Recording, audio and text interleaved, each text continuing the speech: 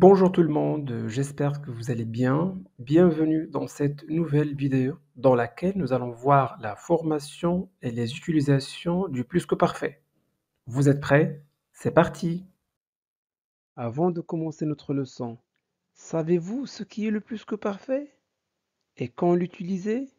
C'est justement ce que nous allons découvrir ensemble dans cette vidéo. Commençons par cette définition. Le plus que parfait est un temps du passé. Il sert à exprimer une action passée et achevée qui s'est produite avant une autre action passée. En fait, c'est le passé du passé. Voyons tout d'abord la formation du plus que parfait. Pour former le plus que parfait, on utilise l'auxiliaire être ou avoir conjugué à l'imparfait, suivi du participe passé du verbe. D'accord? C'est très simple. Donc, l'auxiliaire être ou avoir à l'imparfait. Faisons un petit rappel. Voici l'auxiliaire avoir à l'imparfait. J'avais, tu avais, il, elle avait, nous avions, vous aviez, il, elle avait. L'auxiliaire être, j'étais, tu étais, il, elle était, nous étions, vous étiez, ils, elles étaient.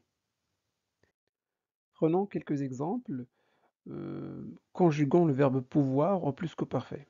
Donc pour former le plus que parfait, on utilise l'auxiliaire avoir ou être conjugué à l'imparfait, plus le participe passé. Le verbe pouvoir se conjugue avec l'auxiliaire avoir. Voilà. Voici l'auxiliaire avoir conjugué à l'imparfait. On va ajouter le participe passé. Voici le participe passé du verbe pouvoir. Pu.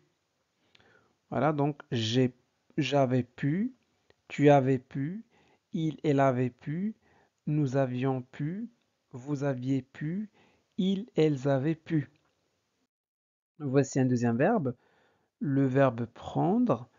C'est un verbe qui se conjugue avec l'auxiliaire avoir. Son participe passé est pris. Donc j'avais pris, tu avais pris, il, elle avait pris, nous avions pris, vous aviez pris, ils, elles avaient pris. Très bien. Prenons maintenant un verbe qui se conjugue avec l'auxiliaire être au temps composé, à savoir le verbe venir. Donc voici l'auxiliaire être conjugué à l'imparfait. On va ajouter le participe passé. Donc le participe passé du verbe venir est venu. Mais faites attention, quand le verbe est conjugué avec l'auxiliaire être, eh bien le participe passé s'accorde en genre et en nombre avec le sujet. C'est bon, donc j'étais venu, tu étais venu, il, elle était venu, nous étions venus, vous étiez venus, ils, elles étaient venus. Passons maintenant aux valeurs du plus que parfait, c'est-à-dire quand est-ce qu'on emploie le plus que parfait. Alors, sa première utilisation, eh bien, on emploie le plus que parfait pour exprimer l'antériorité. D'accord? Le plus que parfait permet d'exprimer une action qui s'est produite avant une autre action passée. Et c'est sa valeur principale. Voyons maintenant quelques exemples pour mieux comprendre cette notion. Quand je suis arrivé à la gare, le train était déjà parti. Regardez bien ce schéma. Bon, on observe ici deux actions passées. On est dans le passé. Voici le présent. Donc, on est dans le passé. Les deux actions sont dans le passé, mais l'une précède l'autre. Donc je suis arrivé à la gare. Le train était déjà parti. Donc sur la ligne du temps, on voit clairement que l'action le train était parti s'est produite avant celle de mon arrivée. Donc c'est précisément pour cela qu'on utilise le plus que parfait. Donc le plus que parfait permet d'exprimer une action antérieure à une autre action déjà passée. C'est un peu comme faire un flashback. on revient sur un événement qui s'est déroulé encore plus tôt dans le passé. Autrement dit, le départ du train est une action antérieure à celle exprimée au passé composé. Je suis arrivé à la gare.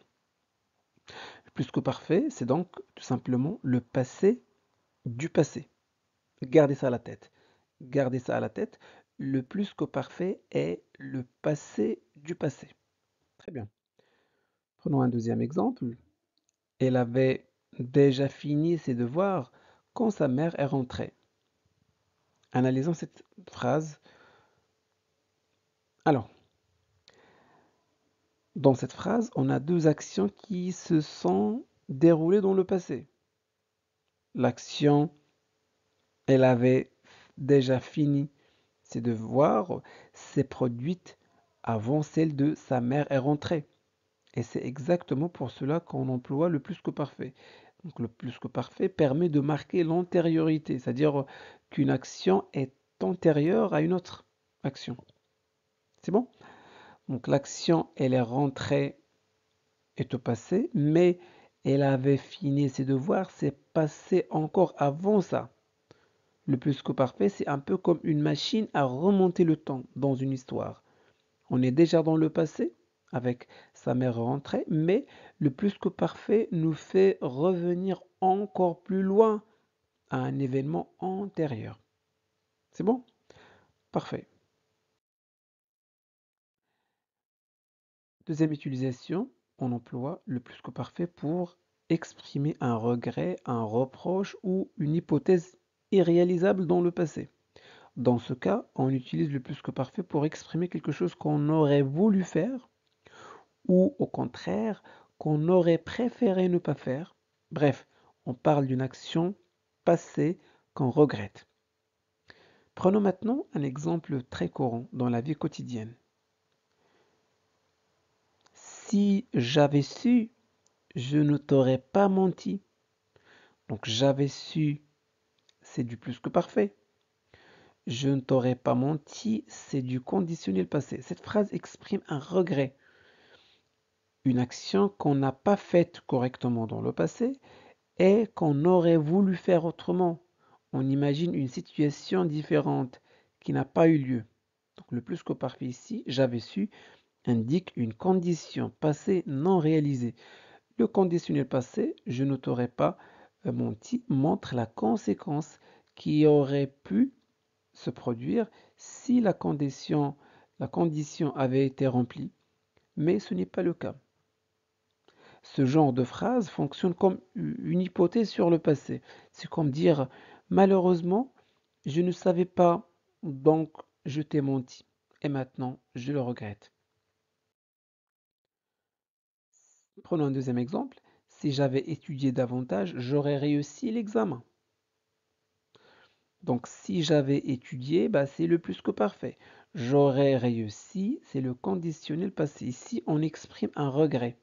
Quelque chose qui ne s'est pas passé mais qui aurait pu changer le résultat. Le plus que parfait montre l'action antérieure non réalisée. Et le conditionnel passé, j'aurais réussi, montre la conséquence qui n'a pas eu lieu. Voilà, le plus que parfait est souvent utilisé dans les phrases conditionnelles pour exprimer des regrets ou des hypothèses irréalisables dans le passé. C'est bon? Parfait. Passons maintenant à un petit exercice d'application pour mettre en pratique tout ce que nous avons vu jusqu'à présent. Choisissez la bonne réponse. Le plus que parfait est formé avec l'auxiliaire au présent plus le participe passé, auxiliaire à l'imparfait plus participe passé, ou bien auxiliaire au passé simple plus participe passé. Alors prenez votre temps. Vous pouvez mettre la vidéo en pause pour réfléchir à la bonne réponse. Vous êtes prêts? C'est parti. La bonne réponse est auxiliaire à l'imparfait plus participe passé.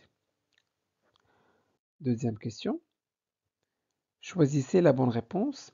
Le plus que parfait sert à parler d'une action future. B.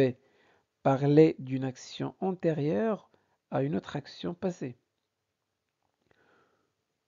ou bien parler d'une action habituelle au présent. Prenez votre temps.